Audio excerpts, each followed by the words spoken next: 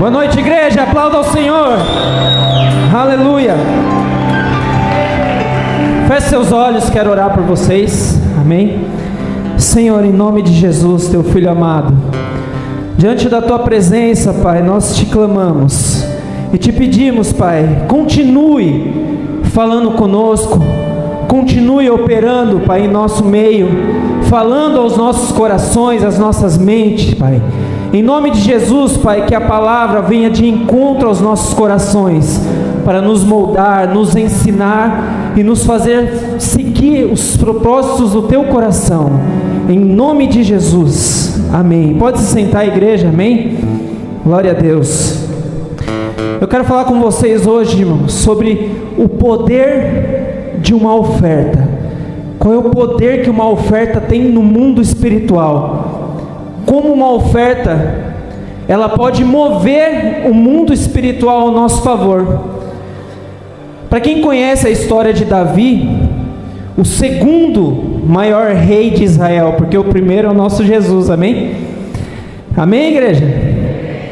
O segundo maior rei de Israel, o rei Davi, para quem leu a história dele nos livros de Samuel, 1º e 2º Samuel, para quem leu as histórias deles em Crônicas, no livro de Reis, e também os grandes salmos que Davi escreveu, era nítido a gente sondar o que estava dentro do coração dele. O maior sonho de Davi era ver a Deus, ter uma experiência transcendental com Deus, como talvez Moisés teve, de falar com Deus face a face, como Abraão teve uma experiência de falar com Deus face a face. Mas lendo as histórias a gente sabe que ele não chegou a esse nível, por mais que ele tinha esse sonho. Mas Davi, ele instruiu muito bem um menino que assumiu o trono dele, literalmente um menino. Para quem não conhece a história de Salomão, Salomão fez algo que Davi, em toda a história de relacionamento que ele teve com Deus, não tinha feito até então. E Davi era crente, irmãos. Para quem ouve as histórias dele, via que os salmos que ele escrevia, ele era santo, ele, por mais que ele teve vários erros, ele amava a Deus de todo o coração, ele orava, ele jejuava, ele fazia coisas extraordinárias para tentar se relacionar com Deus. Mas ele nunca conseguiu o que o filho dele conseguiu em uma noite só, em uma atitude, em uma consequência que teve após essa atitude. Quero que você leia comigo no 2 Crônicas, capítulo 1, versículo 6. Olha o que aconteceu. Pode colocar na RA, por gentileza, meu querido? Aleluia. Aleluia, glória a Deus. Obrigado. Salomão ofereceu ali sacrifícios perante o Senhor, sobre o altar de bronze que estava na tenda da congregação, e ofereceu sobre ele 1000 holocaustos. Imagine o que seria uma oferta dessa magnitude, irmãos. Todo mundo aqui sabe o que era feito com uma oferta, né, dessas naquela época. O sacerdote vinha e sangrava o boi, aquela oferta, diante da congregação, e oferecia a Deus em sacrifício. Para pensar, 1000 holocaustos ao mesmo tempo, 1000 altares, a quantidade de sangue escorrendo pelos pés da congregação. Imagine a proporção dessa oferta. Daí, continuando no versículo seguinte, 7, olha a consequência disso. Naquela mesma noite, apareceu Deus a Salomão.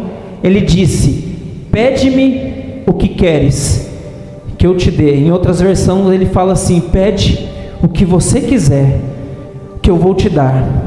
Então Davi a vida inteira tentou ver Deus, com todas as atitudes de um crente, e ele não conseguiu. E o menino, com uma atitude de ofertar tudo o que ele tinha. Para quem não sabe por que ele ofertou isso, irmãos, 1000 bois, 1000 cabeças de bois era a única coisa que tinha sobrado no reino de Israel depois do irmão dele, Absalão, ter dado um golpe de estado no pai dele. Ele tinha roubado tudo para pagar os soldados, para juntar a turminha dele e tentar ser rei. Quando Salomão assumiu o reinado, estava tudo falido, tudo quebrado, não tinha recursos.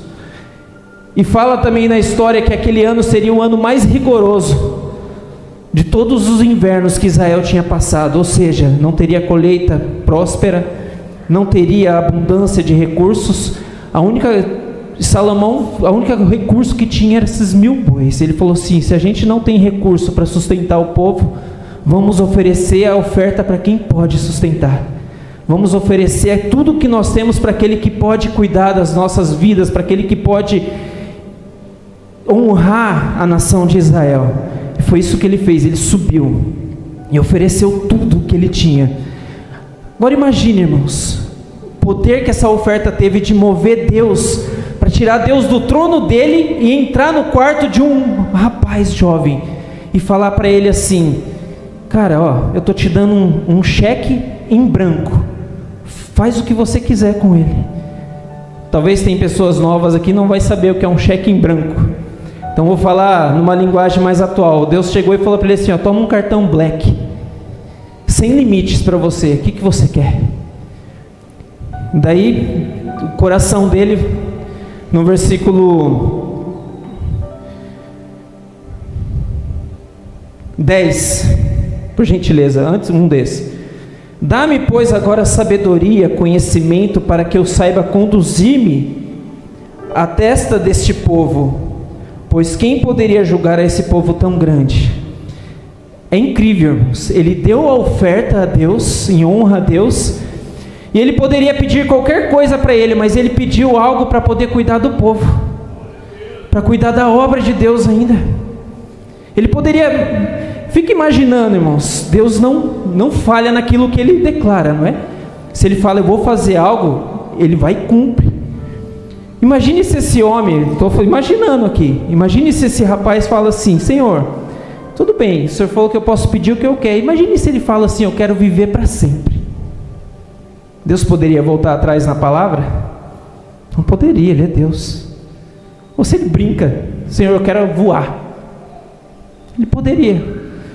Mas daí ele, não posso falar, talvez surpreender a Deus, que é impossível surpreender a Deus. Só que ele, no versículo 11, Deus disse para ele assim, disse Deus a Salomão: porquanto foi esse o desejo do teu coração, ou seja, você pediu para poder me honrar novamente, cuidar do meu povo, daquilo que eu estou fazendo na terra, e não pedisses riquezas, bem ou honras, nem a morte dos que te aborrecem, nem tampouco pedisses longevidades, mas sabedoria e conhecimento para poderes julgar o meu povo, ou seja, para fazer a minha obra ainda, sobre qual te constituirei rei. Sabedoria e conhecimento são dados a ti, e te darei riquezas, bens e honras, quais não teve nenhum antes de ti. Está entendendo o poder que tem, irmãos? A tua oferta no mundo espiritual, você se mover de forma que você entregue tudo o que você tem, confiando que Deus tem o poder de colocar a mão naquilo que você precisa. Irmãos, você não sabe o que o mundo espiritual pode fazer pela sua vida daqui para amanhã. Enquanto você dorme, você acordar, e aquela causa que você tanto precisa, Deus operou, Deus fez um milagre. Ou Deus chega para você e fala: pede o que você quer que eu te faça. Se você crê nessa palavra, é o que eu te peço, te coloque em pé, vamos orar. Se você acredita que Deus pode mover o sobrenatural, o mundo espiritual se mover ao teu favor nessa noite, para colocar um ponto final naquela causa que tanto te aborrece, trazer aquela honra que você tanto anseia, trazer aquela prosperidade que você tem tanto pedido, aquele recurso que você tem tanto sonhado, aquela casa dos sonhos, o carro dos sonhos. Eu não sei, irmãos, use a sua imaginação, Deus pode, amém? Feche seus olhos. Senhor, em nome de Jesus, debaixo dessa palavra, Senhor, assim como está escrito, Pai, que o Senhor honra aquele que decide entregar tudo, aquele que decide te honrar, aquele que decide, Senhor, confiar inteiramente, integralmente no Senhor, Pai.